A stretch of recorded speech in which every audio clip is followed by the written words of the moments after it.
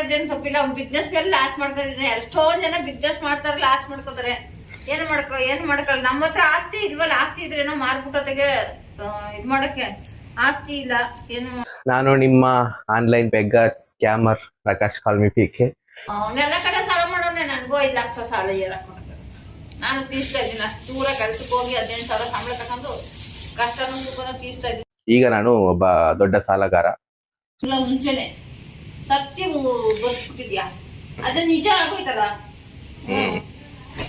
ಒಬ್ಬ ಸಾಲಗಾರನಾಗಿ ಜರ್ನಿ ಶುರು ಮಾಡ್ತಿದ್ದೀನಿ. ನೋಡೋಣ ಈ ವರ್ಷದೊಳಗಡೆ ನಾನು ಸಾಲ ಮುಕ್ತನ ಆಗ್ತೀನಾ ಇಲ್ವಾ ಅನ್ನೋದನ್ನ ನೀವು ಡಿಸೈಡ್ ಮಾಡ್ತೀರಾ. ಆಮೇಲೆ ಸಾಕಷ್ಟು ಜನ ಕ್ವಶನ್ ಅದೇ, ಯಾಕೆ ಚಿಕ್ಕಮ್ಮ ಜೊತೆ ನೀವು ಮಾತಾಡ್ತಾರ, ಚಿಕ್ಕಮ್ಮ ಜೊತೆ ವಿಡಿಯೋಸ್ ಮಾಡ್ತಾಯಿಲ್ಲ ಅಂತ. ಸೊ ಆಮೇಲೆ ಸುಮಾರು ಜನ ಯಾರಾದ್ರು ಸಿಕ್ಕಿದ್ರೆ ಮಂಜಾನ ಶ್ರುತಿ ಜೊತೆಗೆ ಯಾಕೆ ವಿಡಿಯೋಸ್ ಮಾಡ್ತಾಯಿಲ್ಲ ಅಂತ ಕೇಳ್ತಾರೆ.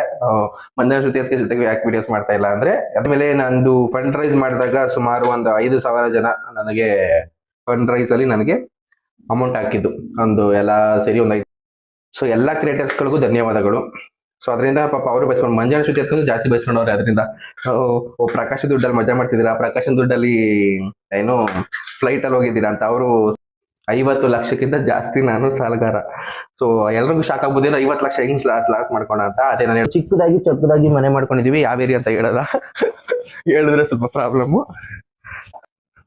ಇದನ್ನೆಲ್ಲ ಕ್ಲಿಯರ್ ಮಾಡಿ ಈ ಕಡೆ ಸೆಟಪ್ ಕುಕಿಂಗ್ಗೆ, ಈ ಕಡೆ ಸೆಟಪ್ ಇಂಟರ್ವ್ಯೂಗೆ. ಅಂದ್ರೆ ಇಲ್ಲಿದ್ದಾರೆ ರಾಘವೇಂದ್ರ ಸ್ವಾಮಿಗಳು, ತೋರಿಸ್ತೀನಿ ನೋಡಿ. ಫೇಸ್ಬುಕ್ ಆಗಿ ಒಂದು ತಿಂಗಳಿಗೆ 30,000 40,000 ದುಡಿತಾರ ಹೆಚ್ಚೆ. ಬಟ್